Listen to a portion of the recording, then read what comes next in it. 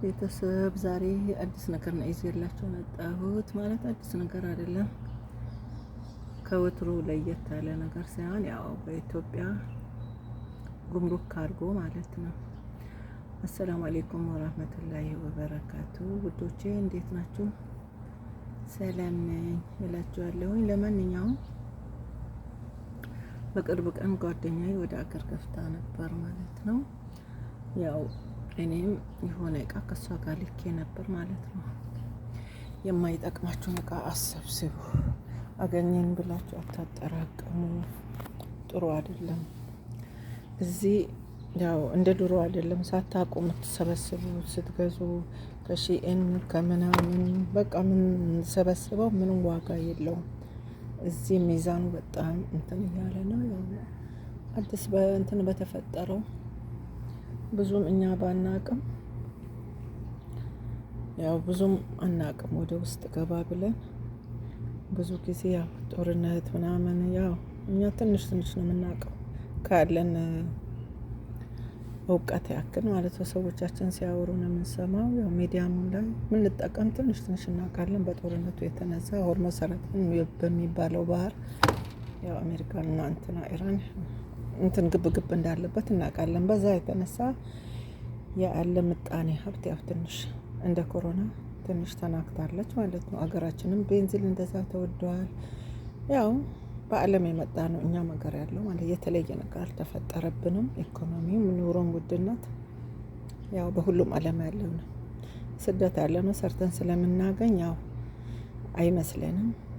ሀገራችን ደግሞ ሰርቶ ትንሽ የማግኘቱ እድሉ ትንሽ ጠባብ ነው መሰለኝ። ይሆናል እንግዲህ ወደሱ ከመሄዴ በፊት እናንተ የምትገዙት ማለት ነው ያው የካርጎ እኔ ባለሁበት ሀገር 1 ኪሎ 650 ሪያል ማለት ነው። እሱ ወደ ኢትዮጵያ ሲመነዘር ያው እናንተ ታውቁታላችሁ። አንድ ቀን ይወርዳል፣ አንድ ቀን ይወጣል። ይሄን የማይረባ እቃ ከሺኤን ከምናምን ስብስብ አድርግ ነው በጣም ዋጋ ያስከፍለናል። ዝም ብላችሁ አሰብስቡ፣ ከኔም ጭምር ማለት ነው። እና አስባችሁ የሚጠቅመንን ከሀገራችን ጋር የሚሄደውን መሰብሰብ ነው የሚበጅን። አንዳንድ ጊዜ ሆኖ ምንድነው የምናደርገው ከምንኖርበት ካልቸሪ ማለት ነው የሰዎቹ ስታንድ የጠበቀ የቤታቸው እቃ አይተን በምርቃና ወጥተን እንገዛለን። እዛ ስንሄድ ደግሞ ከኛ ስታንድ ጋር ከሀገራችን አኗኗር ጋር አብሮ ላይሄድ ይችላል። ብዙዎቻችን ወይ የጭቃ ቤት ነው ወይም የብሎኬት ቤት ነው የእነሱን አይተን የምንገዛው። ለኛ ብዙም እንትን አድርገን በቃ እዛ ሲሄድ ብዙም የሚያረካን አይመስለኝም። አስበን ስንገዛ በተለይ አስበን ይሄ ለኔ ሀገር ይሆናል ወይ ከነሱ ሀገር እነሱ አረጉት ብለን መግዛት ያለብንም ከእውቀት ያነሰ ማድረግ አለብንም ከኔም ጭምር ማለት ነው። አታድርጉ። እና እዛም ሄዶ ደግሞ ያው ቀረጥ ሊኖረው ይችላል። ያንን እንከፍላለን። እዚህ ሚዛን ከፍለን እኛ ተበዝብዘን ያለ እንቅልፍ በብዙ ውጣ ውረድ ያገኘነውን ብር ያለ ቦታ መውጣት የለበትም። ሁሉ ነገር በቦታው መሆን አለበት። ሳናስበው የምናጠፋው ደግሞ እኛን ይጎዳናል። አንደኛ ደግሞ ጊዜያችን ሰጥተን እድሜያችን ሰጥተን ያገኘነው ብር ነው። ለሆነ ለቁም ነገር ነው ማውጣት አለብን። ለማይረባ ነገር ለሚዛን ምናምን የምንጠቀምበት ነገር መሆን አለበት። እዛ ውስጥ የምንጥለው ከሀገራችን ጋር አብሮ ማይሄድ ነገር መያዝ የለብንም። የምንጠቀምበት ነገር መሆን አለበት ብዙ ጊዜ ማለት ነው። እዚህ ስብስብ አድርገን ሄደን እዛ ስናየው ከምኑም ጋር አይገጥም። በቃ እዚህ ያየነው ሌላ ነገር ነው። አቀራረቡ ምኑ ደስ ስለና እንገዛለን። እዛ ና ገጠም ብትሉት አይገጥሙም። አንዱ ቀኝ አንዱ ግራ ሆኖ ይቀመጣል። ለምን? ስታንዳችን ነው ማለት ነው። የቤታችን ስታንድ ሊሆን ይችላል። እነሱ የሰሩት ከሀገራቸው በሀብታም ሀገር እና ያኔ ሀብታም ቤትና ደሃ ቤት እኩል አይደለም። እንደዛ ማለት ነው። ሀገራችን ምስኪን ደሃ ናት፣ ሀብታም አላት። ያው የነዋሪ አኗኗሪ አላት።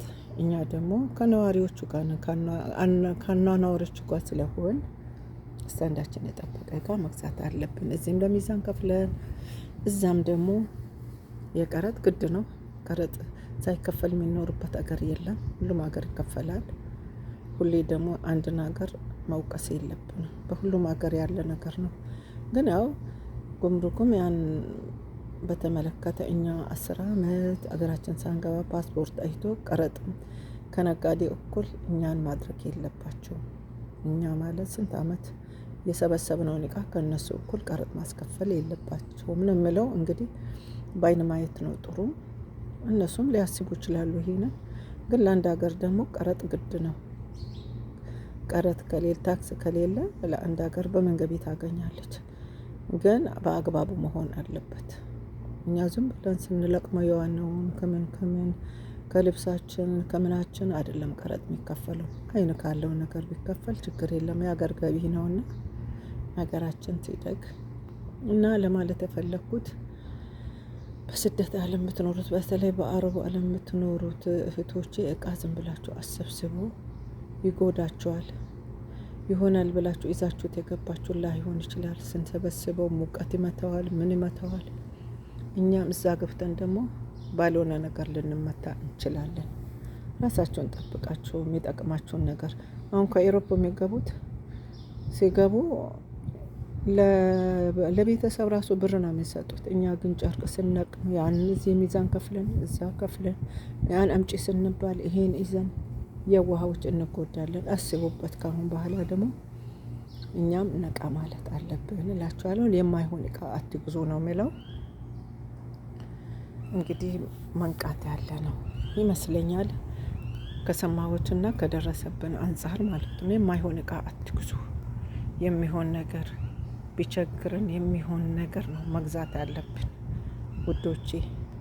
ውድ ነገር ምንጊዜም ውድ ነው እና ከዚህ ሀገር አንጻር የገዛነው እቃ እዛ ሄዶ ላይ ከፍለን ምን የኤሌክትሪክ እቃዎች ለደሃ ሀገር የሚሰራና ለሀብታም ሀገር የሚሰራ አለ። እሱ እንኳን ይለያል። ሀገራችን ከፍ አድርጋት ሀብታም ያደርጋት። እንግዲህ ዱዓዬ ነው ሁልጊዜ። እኛ ደግሞ አስበን ያን ነገር ማስተካከል አለብን ነው ምለው። ሁላችንም ለሀገራችን አላህ ያብቃን። ሀገራችን ኢትዮጵያ ሰላም አድርጋት፣ ከፍ ትበል፣ በዓለም ተከብራ የምትኖር አላህ ያድርጋት። ሀገራችን ምኞታችን ነው። ሀገራችን ከተከበረች እኛም እንከበራለን።